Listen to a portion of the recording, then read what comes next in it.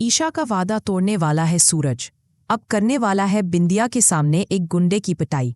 तुमने हाथ लगाया ही क्यों है बिया को? जी हाँ मेरे प्यारे दोस्तों, दंगल टीवी के मोस्ट पॉपुलर शो पति ब्रह्मचारी पर आने वाले अपकमिंग एपिसोड में आप सभी को देखने को बहुत इंटरेस्टिंग मिलने वाला है। आगे देखने से पहले आप हमारे वीडियो को लाइक करिए, चैनल को सब्सक्राइब। एक वक्त था जब काव्या की आंखों में सिर्फ आरव था। उसका भरोसा, उसका प्यार, उसका भविष्य, सब कुछ बस उसी से जुड़ा था। लेकिन कहते हैं ना, जो चेहरा मुस्कुराता है वही सबसे गहरी चालें चलता है। कहानी उस मोड़ पर पहुंच चुकी है जहां नकली मुस्कानें असली दर्द बनकर सामने आने वाली है। एक शाम काव्या मंदिर से लौट रही होती है जब उसे खुशबू हांफती हुई मिलती है।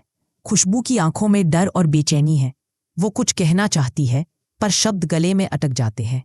काव्या, आरव वैसा नहीं है जैसा तुम सोचती हो। काव्या ठहरती है, पलटकर देखती है।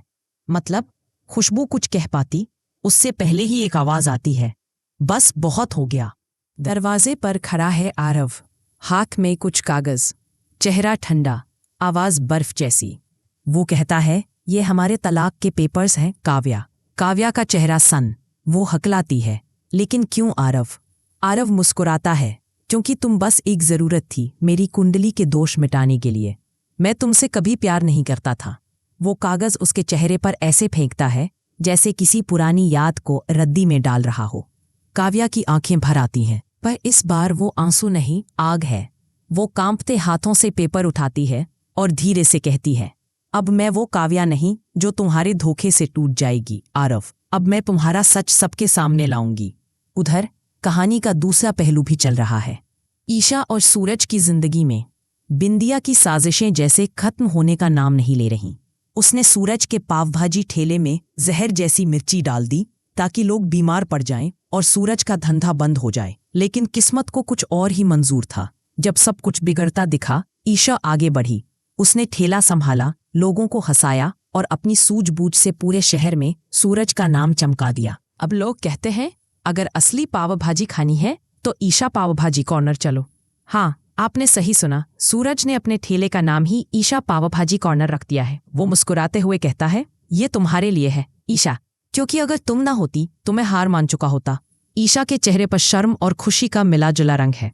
दोनों की आंखें मिलती हैं और वहीं से शुरू होती है एक नई मोहब्बत की कहानी। एक दिन ईशा अपने पति ब्रह्मचारी के पास जाती है।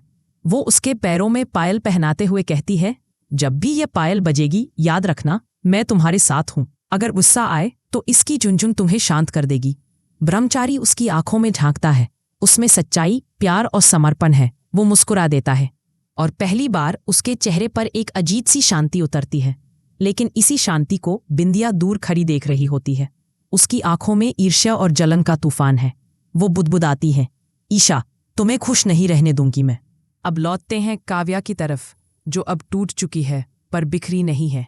आरव ने उसे तलाक के कागज दिए और अब वो एक और कदम बढ़ाने वाला है। आरव घर लाता है अपनी नई दुल्हन को काव्या के सामने। पूरा घर सन। काव्या के हाथ से दिया गिरता है, उसकी लौ बुझ जाती है। आरव मुस्कुराता है, कहना था ना कि मुझे मेरा नया जीवन मिल गया। लेकिन आरव नहीं जानता, काव्या अब वो नर्म दिल औरत नहीं रही जो चुपचाप सह ले। वो अपने दर्द को हथियार बना चुकी है। उसकी आंखों में अब सिर्फ एक वादा है, तुम्हें तुम्हारे किए की सजा दूंगी आरव। आने वाले एपिसोड में काव्या के बदले की शुरुआत होगी। ईशा और सूरज का रिश्ता गहराएगा और बिंदिया की चालें तेज होंगी। पर सवाल ये है, क्या काव्या अपने दर्द को ताकत बना पाएगी या एक और धोखे की आग में सब कुछ जल जाएगा?